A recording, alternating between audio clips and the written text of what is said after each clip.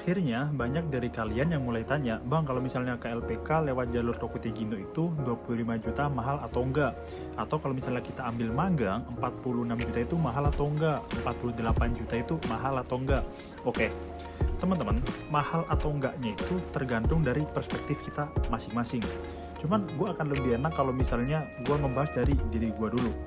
Perlu lo ketahui, cara gue memilih LPK itu pakai namanya SWOT, yaitu Strength, Weakness, Opportunity, Threat. Kekuatan gue, strength gue itu ada di fisik ya, weakness gue itu ada di pengalaman ya. Ya karena masih muda jadi pengalamannya cuma dikit. Opportunity, karena gue masih muda jadi gue bisa explore LPK manapun, jadi gue cobain satu-satu mana yang cocok sama gue. Dan nyobainnya itu bukan langsung semua gue cobain, itu enggak. Gue fokus di satu dulu, kalau udah mentok gak bisa, baru gue pindah. Coba lagi di satu, mentok gak bisa, baru gue pindah. Oke, threat ya, ancaman. Yang paling mengancam gue adalah duit. Gue tidak punya duit di situ, dan ketika gue mencoba, itu sebenarnya gue udah lolos di sebuah LPK SO. Dan di situ tidak ada biaya talangannya. Awal-awal gue mencoba ke Jepang itu, gue pernah masuk LPK penyangga, dan dari LPK penyangga itu gue disalurkan ke LPK SO. Nah, di situ sebenarnya dari biaya SO-nya itu 25 juta, tapi karena gue lewat dari LPK penyangga, jadi ada biaya sokainya, biaya pengenalan. Totalnya jadi 30 juta. Terus untuk biaya LPK-nya 7 juta. Dan biaya MCU-nya 1 juta. Itu juga belum biaya makan dan lain sebagainya. Kalau misalnya di total sama aja habisnya gue kurang lebih 45 juta ke atas lah kalau misalnya gue total ya saat itu. Itu 2018. Ketika gue lolos gitu, gue nggak yang langsung kabur gitu aja.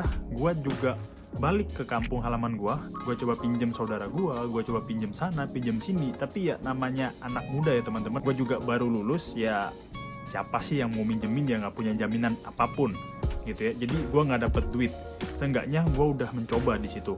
Nah, karena ya gue udah hopeless juga, tidak ada duit, mau pinjam sana sini pun juga nggak dapet, ya akhirnya mau nggak mau gue mengundurkan diri. Ketika gue udah mengundurkan diri gitu, gue cari lagi sampai ketemulah gue PT JIK. Di PT JIK itu ada sebuah LPK, namanya LPK JIK juga. Nah, di PT JIK itu biaya SO-nya ternyata 19 juta. Waktu itu 2019. 19 juta itu menurut gue adalah yang paling murah yang bisa gue temuin tahun itu. 19 juta itu ditanggung sama PT dan bisa gue cicil setelah gue sampai ke Jepang. Tapi untuk biaya makan, terus gas, listrik, air, pokoknya biaya kebutuhan gue pribadi, transportasi, dan medical check up itu gue tanggung sendiri. Di JIK sendiri MCU-nya waktu itu seingat gue ya 450.000. Dan untuk masuk di pelatihan dasar itu gue habis 3 juta. Untuk masuk di pelatihan lanjutan gue habisnya 5 juta.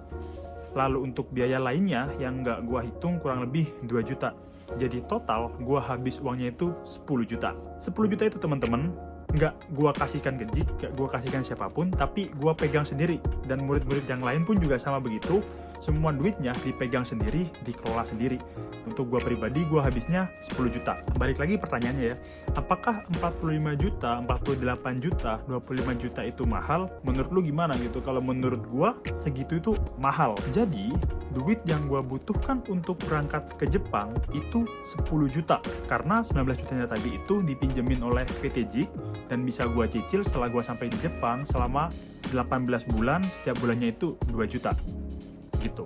Jadi silahkan dibanding-bandingkan sendiri apakah 40 juta, 45 juta, 28 juta itu mahal. Gini teman-teman, latar belakang kita pun juga beda, pendidikan, lingkungan, jadi jangan disama-samain. Intinya yang gua sampaikan ini jadikan sebagai informasi tambahan. Semoga informasi ini membantu. Kalau ngerasa video ini bermanfaat, jangan lupa lu share, like, komen ke teman-teman lu, dan save video ini supaya ketika lu butuh, lu bisa langsung buka. Jamite kurite arigato. Mata nih.